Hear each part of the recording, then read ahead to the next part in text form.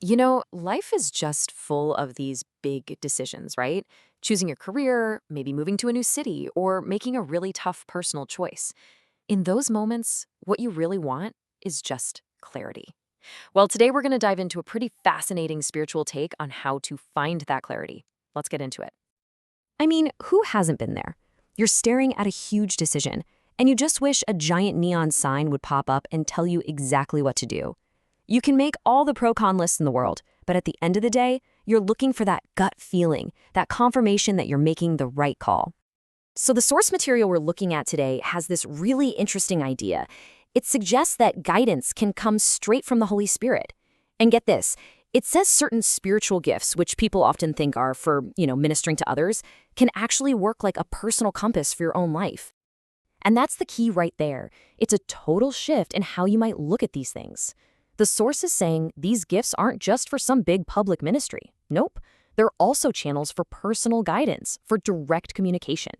It's a really cool idea, so let's jump in and see how it's supposed to work, starting with the very first gift. All right, first up is a gift that, let's be honest, can be a little controversial, or at least misunderstood, the gift of tongues. But the way our source presents it is pretty unique. It's not just about speaking. It's a special kind of prayer that can actually bring you answers. So here's how it's described. Speaking in tongues isn't about suddenly knowing how to speak French or something. The idea is that it's your spirit talking directly to God, speaking these mysteries that your own mind doesn't even have to understand. It completely bypasses your rational brain. And this is backed up by 1 Corinthians, which says, "For he who speaks in a tongue does not speak to men, but to God. For no one understands him. However, in the Spirit he speaks mysteries." See? It's a direct line. It's not for an audience, it's for God. The idea is that you're essentially praying out the solution before you even consciously know what it is. Okay, but here's the kicker. It's not just about the speaking part. That's only half of it. The real magic happens with the interpretation. The idea is that as you pray in the Spirit, God can give you the understanding of what you're actually praying about. And that's how you get the insight, the answer you've been looking for. It connects the spiritual act to a real-world solution. So that's one way, guidance through a unique kind of prayer. But what if you need, direct information, a straight-up answer? Well, that's where the next two gifts come into play. Okay, next up, we've got two gifts that are kind of like siblings, the word of knowledge and the word of wisdom. They're super similar because they both involve getting divine info, but the big difference is all about timing. And you can see it right here. The word of knowledge is all about the past or the present. It's like getting a key fact or a piece of the puzzle you were missing. But the word of wisdom, that's all about the future. It's the what should I do next part. So think of the word of knowledge as a divine heads up. It's a little nugget of information about the here and now or something from the past. Maybe it reveals a fact you couldn't have known or points out something God has already put in place for you. It gives you the context you desperately need to make a good decision. And the source gives a perfect example of this. Remember the story where Jesus needs a colt to ride into Jerusalem? He doesn't just tell his disciples, "Hey, go find me a donkey." No, he gives them super specific, almost weirdly detailed instructions. And this is what he says. "Go into the village, you will find a colt tied on which no one has sat. Loose it and bring it." That right there, that's the word of knowledge. He knew exactly where it was, its specific condition, that no one had ever sat on it, and that it was basically waiting for them. The disciples were just walking into a situation that was already perfectly set up. Okay, so now let's flip to the other side, the word of wisdom. If knowledge is about what is, wisdom is about what to do.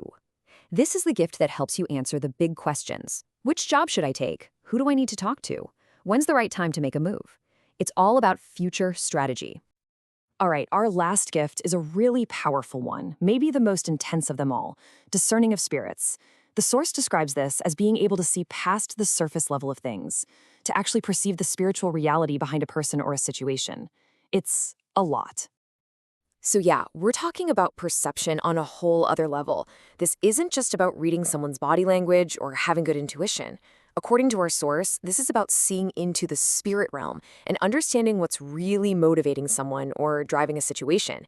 Is it coming from a good place, a misguided one, or something else entirely? And the example for this is just, wow. Okay, so Peter, one of Jesus's closest friends, hears that Jesus is going to be killed. And of course, being a loyal friend, he's like, no way, that's not happening to you. I mean, his heart was in the right place, right? He was just trying to protect his friend. But here's where that discernment kicks in. Jesus doesn't respond to Peter's good intentions. He sees right past them to the spiritual influence behind the words, something that was trying to throw him off his path. And he confronts that directly, saying, "Get behind me, Satan." It's such a jarring, powerful moment. The source brings up another quick example. Jesus knew Judas was going to betray him long before it happened. Now, that knowledge didn't stop the betrayal, but it meant Jesus wasn't blindsided. He was spiritually and mentally prepared for what was coming. So this gift can also be a kind of spiritual armor, a way to prepare you. So there you have it, 4 really distinct, powerful ways that our source suggests God can provide guidance. Let's just do a quick recap to pull it all together. First, you've got tongues and interpretation, where you literally pray out the answer and then get the understanding. Then, the word of knowledge, which reveals key facts about the past or present. The word of wisdom is its partner, showing you the right course of action for the future. And finally, discerning of spirits, which lets you see the true spiritual reality behind everything. So, the source lays out these 4 incredible channels for getting guidance, but it kind of leaves us hanging with a really big question, doesn't it? If guidance can come in all these different ways, how do you actually learn to listen? I mean, knowing that channels exist is one thing, but tuning your spiritual ears to actually hear, well, that's a whole other journey.